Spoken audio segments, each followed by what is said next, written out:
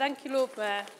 Happy New Year, everybody. I rise to propose the motion in my name, seconded by Councillor Deborah Harris. Last month, world leaders came together from across the globe for the COP28 conference in Dubai. For the first time, there was large-scale acknowledgement of the need to move away from fossil fuels, although deadlines and timescales of crucial activities were lacking. Time magazine summed up the event with 3 little words: I will try. And this seems representative of the entire experience. Progress was made, but the urgency still isn't there. Put it another way, the key people who could save our planet from destruction are saying, I will try. I will try. It doesn't fill any of us with confidence, and yet that's exactly what we need to do, what we need to bring about the change. We know that governments and big business need certainty, rules and a level playing field, and that's what voters want too. They want action, commitment and certainty. The August 2023 Ipsos Issues Index revealed a sharp rise in concern about climate change and the environment. For many people, climate change feels overwhelming, daunting, frightening. We're experiencing the hottest summers on record and winters of widespread floods. Contemplating the planet's future can feel like being faced with a tsunami with nothing but a beach towel for protection. I will try just isn't good enough from our world leaders, and going on the depressing U-turns and recent potential votes, one would be forgiven in thinking our own leaders have even given up on that. The message they're sending right now seems to be, I don't care. Locally, we're better than that, but I will try does seem to sum up the performance of this council right now. The barometer of council performance against climate-related issues are the climate change scorecards, which were published last October. Birmingham City Council is languishing in mid-table performance-wise with an aggregate score of 39%. We do well in some sections, such as collaboration and engagement, and poorly in others, such as waste management and recycling. I urge you to read them, especially the 15 ways to improve your council's climate action. But I'm not here today just to be critical. Indeed, I want to focus not on what we haven't done, but on what we can do. Despite the financial challenges and the enormity of the task, I know there are people of all political colours who care deeply about doing the right thing for our planet, and I know we can make a positive difference by working together. And in our schools, there are hundreds of children who are also counting on us to use what influence we have to bring about positive change. Last October, Camp Hill Schools in Kings Heath hosted the 2023 Schools Climate Assembly, attended by Chris Packham and wildlife photographer Hamza Yassin, as well as young people from across the country.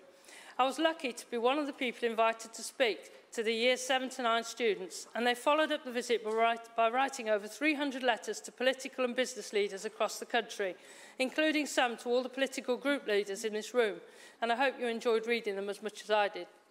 The students don't beat about the bush in their letters. They want to see action and change.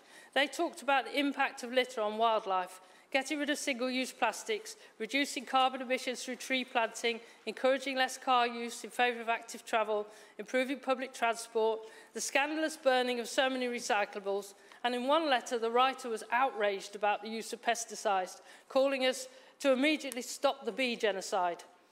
Another student wrote, Izzy Knowles showed us by using a show of hands that a lot of us get driven to school, and she showed us at least 20 people would ride their bikes if there were more bike lanes. And he worked out that if only those people were cycling to school, how many less emissions would be produced with 4,000 less car journeys each year. And then he admitted, sometimes my dad drives me part of the way out of pure laziness on my part. That will be stopped. Today's been a wake-up call. Please don't ignore our stands for an end to climate change. I hope to do much more with these and other students, and I know that other councillors in this chamber are also engaging closely with them. Wouldn't it be so good to be able to report back positively with definite achievable goals so they can see for themselves not only they've been listened to, but also they're part of the jigsaw to get things done. And one of the things you could do today is to email the MPs in your sphere of influence and ask them to proactively sign up to the 0-hour campaign in support of the Climate Ecology Bill. Only 3 of the 10 Birmingham MPs have done so, and only 1 mayor has signed it, and his name's not Andy. By supporting this bill, Birmingham City Council would join 337 councils across the UK, demanding the government of the day stop saying I don't care or I will try, and instead says yes we can. Now I'm glad that we have a reliable ally in our city, someone who can all count on, someone who will do his level best in our fight for a better planet, and here he is. It's a humble bee.